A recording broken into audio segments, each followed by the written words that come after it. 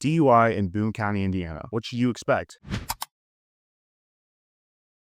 Boone County has barns, has cornfields. It also has DUI checkpoints. So a major concern for a lot of people is what happens if I am arrested or if I'm pulled over for a DUI investigation or arrest in a smaller county. People might be a little more familiar with what could happen in a larger county, in Marion County, but what if you're in Boone County? It's a smaller county. What's going to happen if you're pulled over for a DUI investigation or DUI arrest? Well, the first thing that's going to happen is generally this is going to come from a traffic stop. The vast majority of DUI investigations, or in Indiana, OVWI, operating a vehicle while intoxicated, they're going to happen naturally. An officer pulls you over because you were speeding, you went over a fog line, you didn't put your blinker lights on, you didn't have your headlights on and it's nighttime. Maybe you're doing a number of things. Maybe you're swerving in and out of traffic. There can be a number of reasons an officer could pull you over for a traffic stop. What's going to happen is that officer is going to pull you over. Generally speaking, he's going to walk up to your vehicle. He's going to ask for your information, your driver's license, maybe your car registration, oftentimes also your insurance information, if you can provide that. Depending on if the officer is pulling you over simply because he's initiating a traffic stop, or maybe he does already believe you're intoxicated, can then transition to what happens next. Maybe all an officer does, he walks up, he thinks this is just going to be a traffic stop, and when he walks up, he smells the odor of alcohol, or you have an open container in your car, or a number of other factors, and then this becomes a DUI investigation. Or maybe the officer sees you at 3 a.m., you're driving erratically, you're speeding, you're in and out of traffic, you're braking randomly, and he's already confident you might be under the influence. So that's going to change how his investigation goes. The next thing that's going to happen, the officer is going to generally get you out of the vehicle. He's going to have you do standardized field sobriety tests. He's going to have you potentially do a portable breath test. There's a number of different things he's going to do. He's going to talk to you. If he believes that you're intoxicated, then what's going to happen is the officer is going to read you a little card, the Indiana implied consent, which you have agreed to. By having a driver's license in Indiana, you have already agreed to the Indiana implied consent. And I know a lot of people, they're just like, no, I haven't. Yes, you have. If you have a driver's license in this state that was given to you by the state of Indiana, you are agreeing that by driving on our roads, you are giving implied consent, which means that if an officer has probable cause to believe that you are intoxicated, that officer can ask that you do either a certified breath ticket or breath test, or he can ask that you have your blood drawn. You can say no, you can, but what that means is the officer is then going to proceed to try and go get a warrant. If the officer gets a warrant, then he is going to still be able to do that breath test, or he's still going to be able to do that blood draw, and you're going to lose your license for a year automatically. That's what Indiana implied consent is. So then what happens next? You're going to be set for a court date. You're going to be arrested. You're going to have your blood drawn or your certified breath test done. Generally, it's going to be a blood draw. You're going to be arrested. You're going to spend the night in jail. You might spend a few nights in jail. Hopefully you get bonded out. Then you're going to have court dates, and then you're going to have to go through the legal process for an OVWI. So if you have been charged in Boone County with an operating a vehicle while intoxicated, call us at the Marc Lopez Law Firm. We know what we're doing with these cases. Give us a call at 317-632-3642. And remember, always plead the fifth.